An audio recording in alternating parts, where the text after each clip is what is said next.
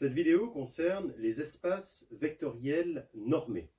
Ce sont des connaissances que vous avez déjà acquises en classe préparatoire si vous avez fait la filière MP. Donc vous pouvez tout à fait ne pas regarder cette vidéo et passer à la vidéo suivante. Si vous avez fait d'autres filières que MP, certaines choses qui seront dites dans cette vidéo sont des choses que vous connaîtrez, d'autres sont des choses que vous ne connaîtrez pas encore. Donc je vous invite à regarder la vidéo peut-être en vitesse légèrement accélérée. Il est important en revanche que vous ayez bien compris l'ensemble des notions qui sont données dans cette vidéo. Alors commençons tout de suite pour les espaces vectoriels normés, et on va commencer par la définition d'un espace vectoriel normé. Donc on prend un ensemble E qui, cette fois-ci, n'est pas n'importe quel ensemble. Donc, pour les espaces métriques, on peut prendre n'importe quel ensemble. Là, on a besoin d'un ensemble muni d'une structure d'espace vectoriel. Donc c'est un espace vectoriel que l'on considère. On va prendre un espace vectoriel sur R, on pourrait prendre un espace vectoriel sur C, ce serait pareil. Donc on prend un espace vectoriel. Cet espace vectoriel, donc je peux ajouter les éléments, je peux les multiplier par un scalaire, et bien je vais définir une fonction, grand N, qui va de cet espace vectoriel E dans R, on verra même que gratuitement c'est R+, et cette fonction est une candidate à être une norme, et c'est une norme si elle satisfait les trois propriétés suivantes. Première propriété, quel que soit x appartenant à E, je dois avoir n de x égale 0, si et seulement si x égale 0. Deuxième chose, je dois avoir n de lambda x égale valeur absolue de lambda fois n de x, où lambda est un scalaire. Et puis troisième chose, je dois avoir l'inégalité triangulaire, quel que soit x et y dans E, eh bien n de x plus y doit être plus petit que n de x plus n de y. Donc si effectivement les trois propriétés sont satisfaites, E muni de n est un espace vectoriel normé, et on note avec une double barre, norme de x égale n de x. Alors il y a une remarque, qui est une remarque, vous allez voir, d'une très grande pertinence, qui est qu'un nombre est toujours égal à 2 fois sa moitié. Alors quand on écrit du coup n de x qui est égal à 1 demi de n de x plus 1 demi de n de x, et qu'on remplace n de x par n de moins x, ce qu'on peut faire avec le petit 2 là, eh bien on a du coup par l'inégalité triangulaire le fait que n de x est plus grand que 1 demi de n de x moins x, c'est-à-dire de n de 0. Et il se trouve que n de 0, c'est 0. Donc ce qu'on est en train de dire, c'est que n est positif. Vous voyez, simplement avec 1, 2 et 3, on n'a pas besoin de le mettre dans les hypothèses. C'est gratuit quelque part. Ça vient simplement des trois propriétés que ça doit satisfaire. Et d'ailleurs, de manière analogue, sur la première, on n'est pas vraiment obligé de mettre n de x égale 0 entre n x égale 0. Ça vient gratuitement avec la deuxième. Enfin, en tout cas, pour simplifier, si vous avez ces trois propriétés, une application n qui va de E dans R qui les satisfait, eh bien, vous avez un espace vectoriel normé. Alors, on peut donner plusieurs exemples d'espaces vectoriels normés. Rn en est un très bon. Alors, si je prends n appartenant à n étoile, E dans Rn, donc et P appartenant à 1 plus l'infini, eh bien NP, qui est défini par la racine pm de la somme des valeurs absolues de xi à la puissance p, est une norme. Vous pouvez le vérifier d'ailleurs, c'est un bon exercice éventuellement pour se remettre, se remettre en appétit. Également, on peut définir n infini, la norme infinie, donc du vecteur x, x1 à xn, comme étant le max pour tous les i entre 1 et n de la valeur absolue de xi. On peut aussi définir des espaces vectoriels normés différents de Rn.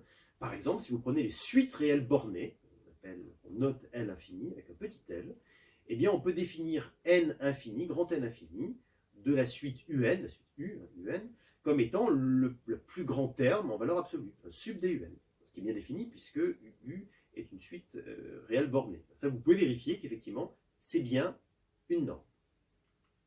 Encore un exemple, si je prends les fonctions continues de 0, 1 dans R, et P, un nombre réel entre 1 et plus l'infini, eh bien je peux regarder l'intégrale entre 0 et 1 de la valeur absolue de f de x puissance p, en prendre la racine pm, et bien ça c'est une norme sur E. Et on peut aussi définir la norme infinie comme étant le sup de f sur l'intervalle 0,1, ce qui est parfaitement défini, puisque f est une fonction continue, donc sur un intervalle fermé borné, bien ces bornes.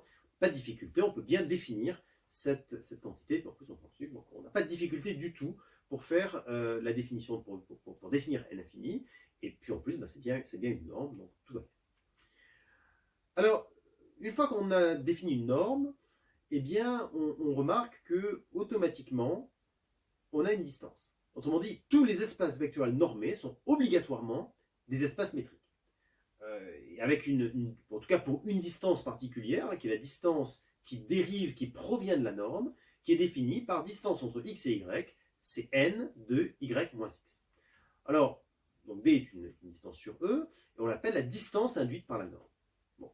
Alors pour vérifier, c'est très simple, il suffit de vérifier les trois propriétés d'une distance, ça ne pose aucune difficulté, vous pouvez le faire tranquillement, soit en mettant la vidéo en pause quelques instants pour vous en assurer, soit après coup, soit vous le savez, vous l'avez déjà fait, évidemment, ce n'est pas la peine de le refaire.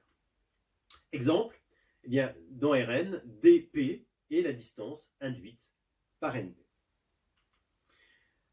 Alors, je voudrais attirer votre attention sur le fait que toute distance n'est pas forcément induite par une norme. Bon, déjà, pour que l'espace métrique soit un espace vectoriel normé, il faudrait déjà que ce soit un espace vectoriel, ce n'est pas le cas de tous les ensembles. Mais même si votre espace métrique est un espace vectoriel, la distance que vous choisissez sur votre espace métrique pourrait ne pas provenir d'une norme. Par exemple, si vous prenez la distance triviale, elle ne provient pas d'une norme. Et il est facile de s'en convaincre. Si vous prenez x différent de y, alors, par définition, la distance triviale, d de xy, c'est pas 0, donc, par exemple c'est 1, et 2x par rapport à 2y, 2x sera aussi différent de 2y, donc vous aurez d de 2x de y égale 1. Et si d provenait d'une norme, on aurait pourtant d de 2x de y qui est égal à n de 2y moins 2x, donc 2 fois norme de y moins x, c'est-à-dire 2 fois la distance entre x et y, c'est-à-dire 2. Donc vous voyez bien que ça ne peut pas marcher. Alors maintenant qu'on a défini la notion de norme, tout comme pour les distances d'ailleurs, on peut avoir des normes qui sont plus fines que d'autres. Alors qu'est-ce que ça veut dire plus fine? Eh bien, NA est plus fine que NB s'il existe une constante strictement positive telle que NB soit plus petite que C fois NA. Et dans ce cas, on dit que donc, NA est plus fine que NB. Et si NA est plus fine que NB et NB est plus fine que NA, alors on dit que les normes sont équivalentes. En d'autres termes, NB sera plus petite que C fois NA et puis plus grand que C' fois NA. Donc on arrive à encadrer une norme par l'autre. Et puis évidemment, de l'autre côté, ça marche de la même manière. NA pour être encadré par deux constantes fois NB. Donc dans ce cas, on a des normes qui sont dites équivalentes. Une remarque, ou plutôt une proposition, c'est que être plus fine qu'eux est réflexive et transitive. Alors réflexive, ça veut dire que NA est toujours plus fine que NA, il suffit de prendre C égale 1, ça se voit. Et puis transitive, évidemment, si NB est plus petite que, plus fine que, donc si NA est plus fine que NB et que NB est plus fine que NC, alors il suffit de regarder les inégalités et on se rend compte sans aucune difficulté que NA est plus fine que NC.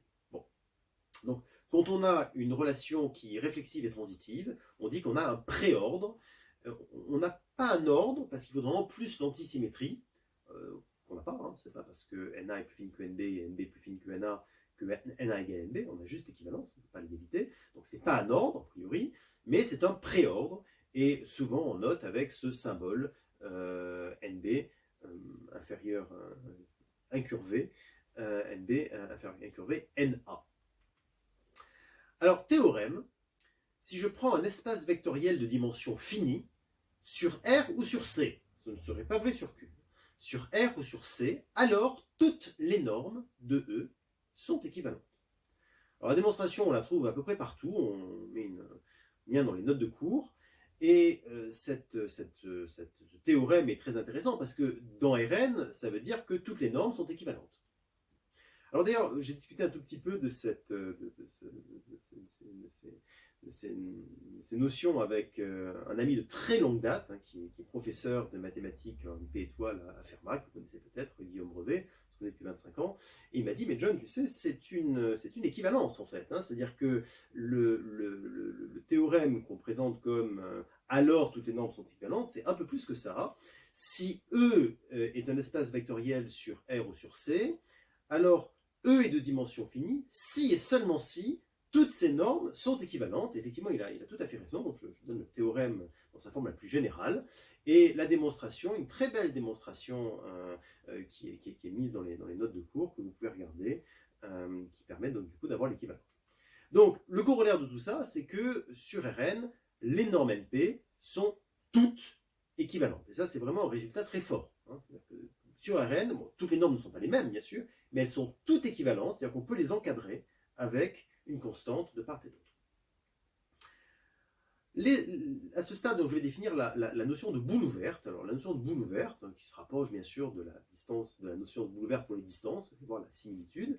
Eh bien, si je prends un espace vectoriel normé, je prends un A, appartenant, il n'y a pas de A dans E, juste un rayon, un copier-coller malheureux avec les distances, donc juste un rayon R positif, eh bien la boule ouverte de rayon R, c'est l'ensemble des X dans E, dont la norme est plus petite strictement que R. Et lorsque R égale 1, on parle de boule ouverte unité. Alors on va tout de suite donner un exemple. Si je prends la norme N1, eh bien vous pouvez regarder, la norme N1 sont dessinés, sont représentés ici tous les points dont la norme est strictement inférieure à 1. La norme N2, c'est le disque. La norme N infini, c'est le carré. Donc la boule peut tout à fait être un carré, ça amuse beaucoup les gens, mais évidemment, c'est forcément, puisque il suffit de regarder le max, il n'y a aucune question sur le sujet. Donc voilà quelques exemples de boules unités pour différentes normes. Deux normes sont équivalentes si et seulement si leurs boules unités peuvent être incluses l'une dans l'autre après application d'une homothétie. Là, on fait simplement que constater ce qui se passe lorsque l'on a des inégalités. On avait dit plus fine que c'est inférieur ou égal à c. Bon, il suffit d'écrire les choses et on se rend compte qu'effectivement, c'est exactement ça que ça signifie en termes de boules unités. Alors, voilà, donc il suffit simplement d'écrire les choses et on se rend compte qu'on a ça. Bon. Alors, je vais vous donner tout de suite un exemple pour N2 et pour N infini. Pour N2 et N infini, elles sont bien équivalentes sur R2. Et puis, si vous regardez leur boule unité, clairement, il n'est pas difficile de faire rentrer la boule unité de N2 dans la boule unité de N infini. Et puis, après une homothétie, il n'est pas difficile de faire rentrer la boule unité de N infini dans la boule unité de N2. Donc, on a bien des normes qui sont équivalentes. Alors, avec tout ça, on va pouvoir écrire la notion de convergence pour un espace vectoriel normé. Simplement, si En est un espace vectoriel normé, et elle est dans E, UN tend vers elle, si et seulement si, pour tout epsilon positif, il existe n appartenant à n, tel que, pour n supérieur ou égal à n, eh bien UN moins L en norme est plus petite qu'epsilon. C'est simplement le fait de remplacer d de UN par m, d de UNL par le fait que c'est la norme de UN moins L, donc aucune difficulté évidemment. Alors, ce qui est intéressant, c'est que si vous avez deux normes qui sont équivalentes, vous voyez bien que quitte à diviser par C, l'epsilon par C, ce qu'on sait bien faire, eh bien on aura exactement la même convergence. C'est-à-dire que si UN tend vers elle avec une norme, eh bien UN tendra également vers elle avec une autre norme équivalente. Voilà. Ce n'est pas le cas si les normes sont pas équivalentes, enfin en tout cas il n'y a rien qui le garantisse, mais si les normes sont équivalentes, eh bien évidemment on va avoir exactement les mêmes convergences. Donc, corollaire, lorsque E est un espace vectoriel normé de dimension finie, sur R ou sur C, alors il est inutile de préciser la norme utilisée pour la limite, puisque toutes les normes sont équivalentes et donc vont conduire à la même limite. Donc on dit, d'ailleurs, on a l'habitude, dans R, on dit cette suite tend vers elle. On ne précise pas quelle est la norme. Alors que si vous êtes dans un espace vectoriel de dimension infinie, il faut toujours préciser la norme. Toujours. Et je vais vous donner un exemple. Si vous prenez les fonctions continues de 0 à 1 dans R, voilà. Bon. Alors, vous prenez la suite Fn, qui est 1 moins nx, si je suis entre 0 et 1 sur n, et donc je pars de 1, je descends en 0 donc, sur 1 sur n, enfin entre 0 et 1 sur n, et puis après je suis égal à 0. Et bien écoutez, moi ce que je vous propose, c'est de vous poser la question, est-ce que ça converge? Eh bien, vous êtes revenu donc pour répondre à la question est-ce que ça converge? La réponse est ça va dépendre. Ça va dépendre de la norme que vous choisissez. Donc, je rappelle, là, encore une fois, le graphe de la fonction, c'est celui-là. Donc, ce graphe-là, vous voyez bien que si vous prenez la norme N1, où on fait simplement l'intégrale de la valeur absolue de la fonction, l'intégrale de la valeur absolue de la fonction, c'est pas très difficile, c'est l'aire de ce triangle. Donc, on devrait pouvoir calculer ça sans trop de difficulté. Et puis, d'ailleurs, c'est pas 1 sur n, c'est 1 sur 2n, puisque c'est 1 sur n fois 1 divisé par 2. Donc, n1 de fn, c'est 1 sur 2n. Et n infini de fn, c'est 1. Donc, manifestement, ce qui va se passer, c'est que fn va converger vers 0 avec n1, puisque 1 sur 2n tend vers 0. mais pas avec un infini. Hein. Donc vous voyez, là vous avez une suite de fonctions qui convergent vers 0, mais qui, avec n1, mais pas avec un infini. Donc si vous ne précisez pas pour quelle norme, eh bien, manifestement, ça ne veut rien dire. Voilà. Alors, il y a un certain nombre de personnes qui se disent, alors attendez, est-ce que c'est la convergence simple, la convergence uniforme? Parce que moi, je connais la convergence uniforme, je connais la convergence simple, mais c'est quoi N1? C'est quoi... Alors N1, c'est ni la convergence simple, ni la convergence uniforme. C'est la convergence dans la norme N1. Voilà. Pour N infini, comme on l'avait dit précédemment, ça va être la convergence uniforme. Hein. Mais N1, c'est pas la convergence simple, c'est pas la convergence uniforme, c'est autre chose. Voilà.